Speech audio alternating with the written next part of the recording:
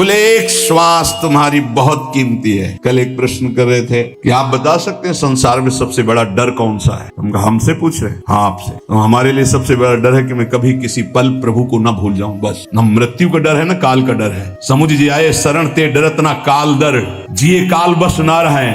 मृत्यु तो जैसे फूलों का खुशबूदार हार पहनने के लिए हर समय तैयार रहता है ना, कोई लाओ लाओ पहनाओ, ऐसे मरने से सब जग डरा मेरो मन आनंद, चौड़ी छाती करके कहते हैं। जिस मृत्यु से सब भयभीत होते हैं ना, उस मृत्यु को गले लगाने के लिए हर क्षण राजी हैं। क्यों?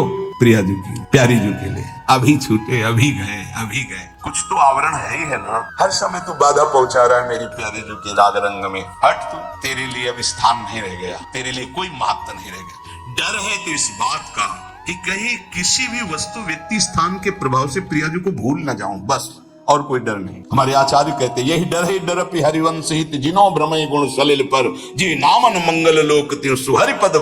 कोई श्वास प्रियाजू से बिलक चली गई, इस बात का डर। बस हाथ उठाए कहा तो कहां बजाऊं ढोल, ढोल बजा के कहूं, अरे दोनों हाथ उठा के कहता हूं कि तेरी एक श्वास में त्रिभुवन का मूल्य छुपा हुआ है। त्रिभुवन पति भगवान के सिवाय श्वास का और कोई मूल्य नहीं।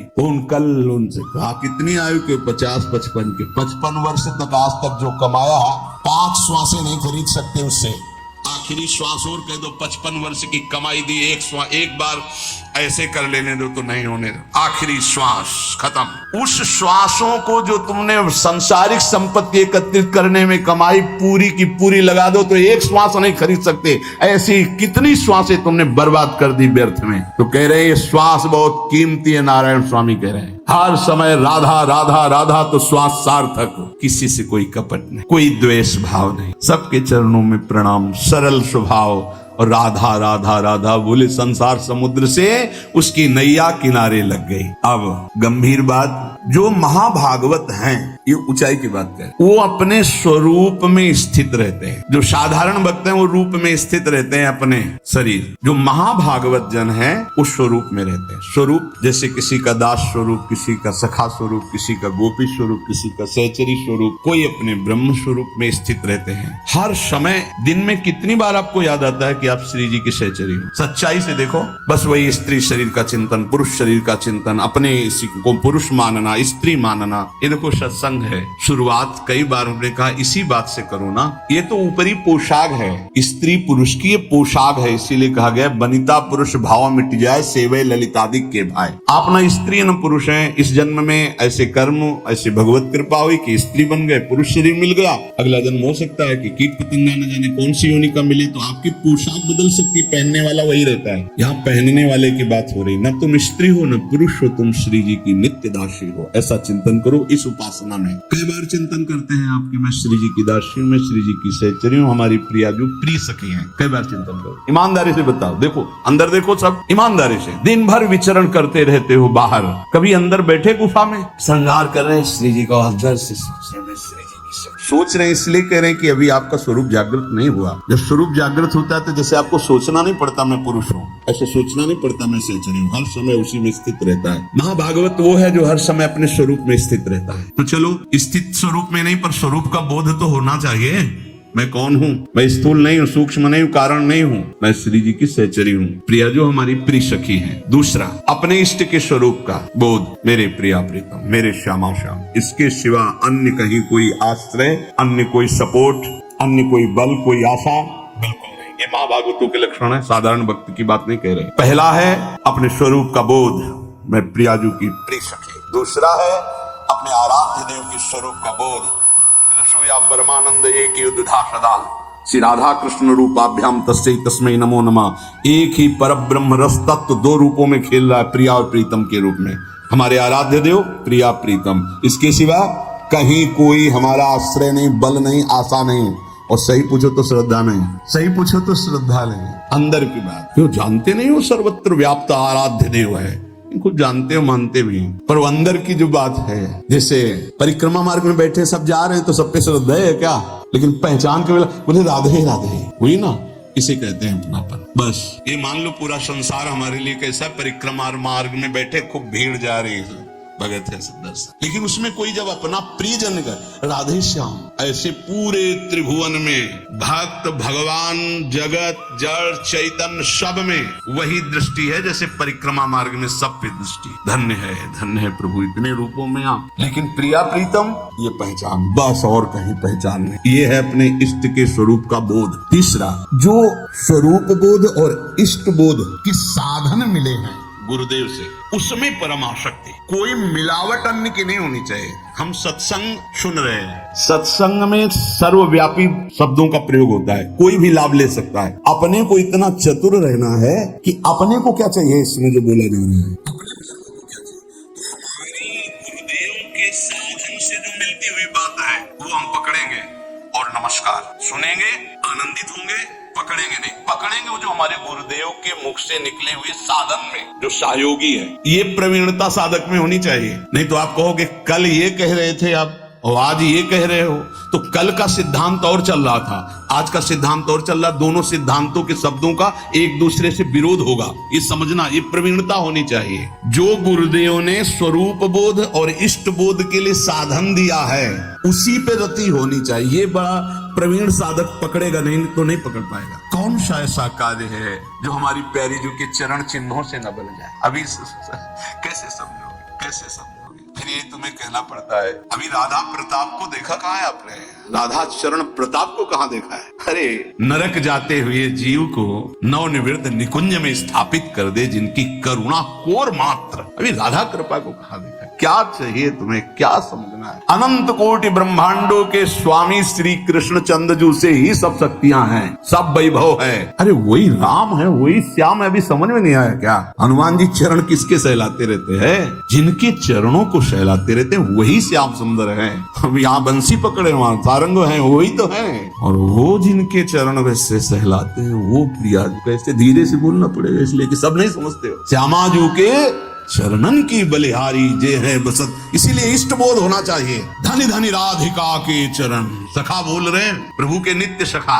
धनी धनी राधिका के सुभग शीतल अति सुकोमल कमल के से बरन, धनी धनी राधिका के चरण। नख चंद्र चारु अनूप राजित विविध शोभाधर, कुणित नूपुर कुंज विहरत परम कौतुक, नंद सुत मन मोदकारी विरह सागर तरन, दास परमानंद छिन छिन श्याम जिनकी शरण, धन धनी राधिका। समझ में नहीं आ रहा? अभी तुम्हें लग रहा है सपोर्ट के लिए कुछ चाहिए? अरे जिनके चरण हनुमान जी सहलाते उनके चरण चापत चरण मोहन लाल, कुंवरी राधे पलंग पौड़ी सुंदरी नौबा। कैसे इष्ट बोध, ये जो पूज्य बाबा ने कहा स्वरूप बोध, स्वरूप बोध में ठसक रहेगी। हम श्री श्यामाजू के बल अभिमानी टेढ़े रहे मोहन रसिया सो। समझ में आया? स्वरूप बोध है मैं प्रियाजू की नित्य सहचरी दासी। प्रियाजू जिनकी स्वयं लाल जो आराधना करते, रसघन मोहन मूर्तिम विचित्र केलि महोत्सवोल्लसितम, राधा चरण विलोडित रुचिर शिखंडम हरिम बंदे। तो उपासक को अपने उपास्य देव की उपासना जो गुरु प्रदत्त है उसी से संबंधित बातें सुननी चाहिए, अन्यथा कान बंद रखना चाहिए। नहीं तो फिर वो दोष जो वो आ जाता है। अमुक पाठ कर लें, अमुक स्तोत्र कर लें, अमुक रक्षा कवच कर लें, इन पर विश्वास है। 4 कण रज के लेके पूरे शरीर में लगा लिया वृंदावन की, इससे बड़ा कोई रक्षा कवच नहीं है। अरे इसी रज को ऐसे ऐसे करके भगवान की रक्षा कवच में भगवान का नाम उच्चारण किया जा रहा है। भागवत में पढ़ के देख लो, ये वो रज है जो भगवान स्वयं अपने मस्तक पर धारण करते हैं। नहीं समझ में आया? अनुब्रजाम में हम नित्यम कुए त्यंग रेणु भी, और कुछ न समझ में आवे तो कह रहे भक्त चरण रज लेने के लिए पीछे पीछे डोलता हूं।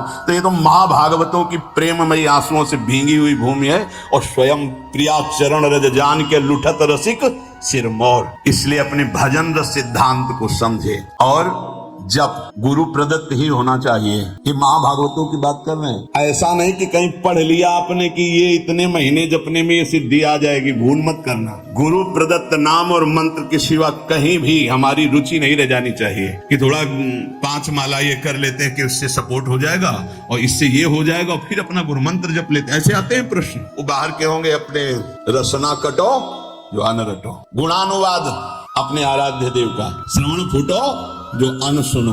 ये महाभागवतों के रस की बात है। भक्ति के विघ्न को बर्दाश्त ना करना ये भक्त का स्वभाव होना चाहिए। हम लोग बहुत ढीले हैं, भक्ति के विघ्न को हम विघ्न ही नहीं मानते। कितनी देर से भजन छूटा है तुम्हारा, कितनी देर से तुम प्रभु से विमुख हो उस वस्तु व्यक्ति स्थान के प्रलोभन में। बड़ा विचित्र, बहुत सावधान, बहुत सावधान। माया की चकाचौंध भुलवा देती है, हरि को चकाचौंध भुलवा देती है। संसार का आकर्षण इतना बड़ा है, यही तो बड़ा विचित्र।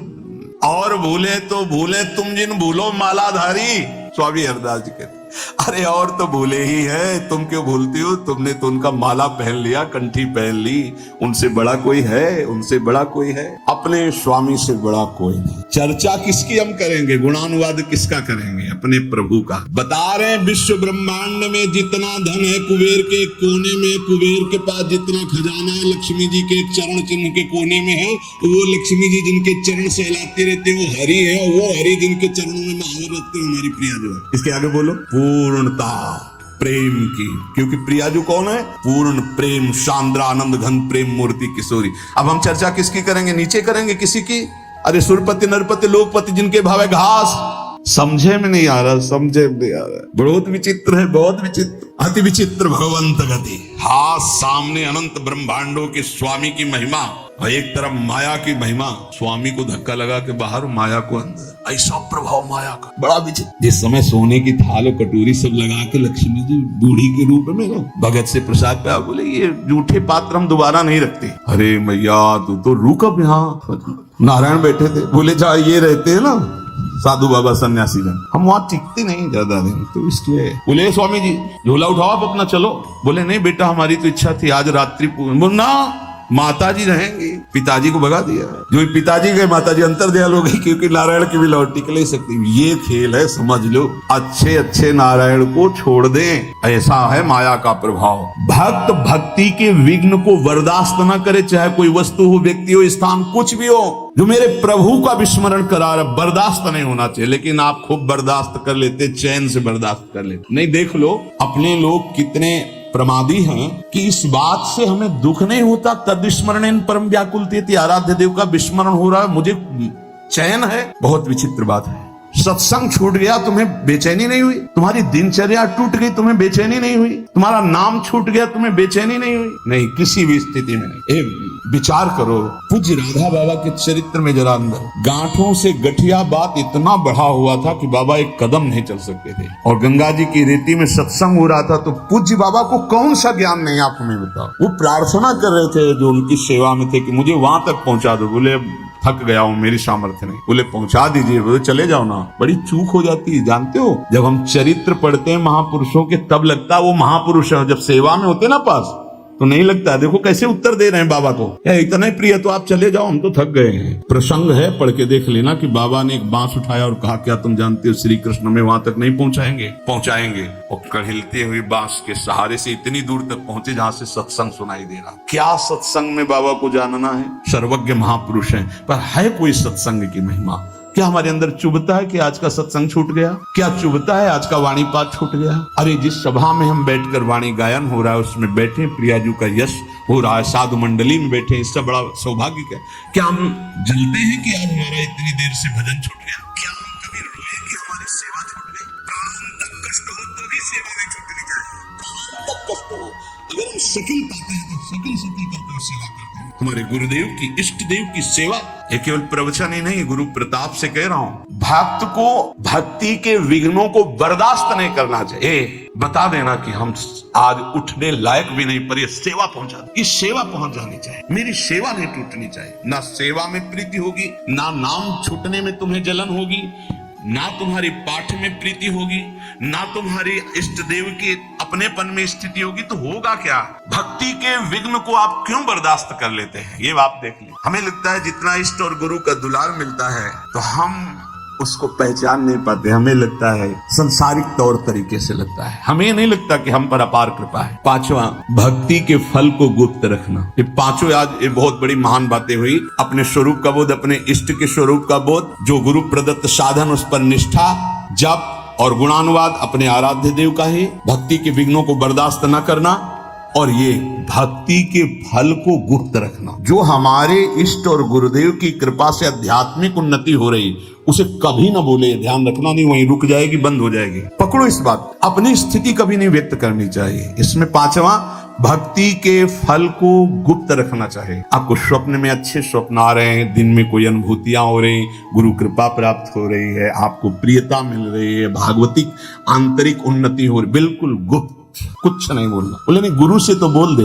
क्यों? गुरु अल्पज्ञ है क्या? तुम बाजार से लाए स्थिति, गुरु ने दी है, उनको बताने की जरूरत क्या है? उनको बताने का मतलब अपने अहम को पुष्ट करना नहीं, फिर स्थिति नहीं रहेगी। ना गुरुदेव से कहनी है ना किसी से। गुरुदेव से क्यों नहीं? उन्होंने ही दिया भाई, उनसे क्या कहना है? उन्हीं की तो प्रदत्त वस्तु है, गुप्त शांत। एक दृष्टि में सब कुछ पता चल जाता है गुरुदेव को कि आप कहाँ हो, आपकी स्थिति क्या है, आपको बताने की जरूरत नहीं। ये पांचवी बात बहुत समझी जाए, अपने भक्ति के फल को कभी प्रकाशित न। अब आपकी कृपा से निरंतर मंत्र चल रहा है, बंद हो जाएगा? कहीं भी बोल दो बंद हो जाएगा, देख लेना। बहुत इससे हमें लगता है आपका अब निरंतर भजन होता है, कहाँ आपकी कृपा से जो कुछ हो जाता है। अब आप देख लो जैसा निरंतर, तो कहाँ तो झूठ भी नहीं होगा, क्योंकि कभी तो हम गाढ़ निद्रा में सोते होंगे, तो मुझे तो पता नहीं उस समय चलता है कि नहीं चलता, आप जानो। कभी भी अपने भक्ति के आंतरिक वैभव को प्रकाशित ना करें।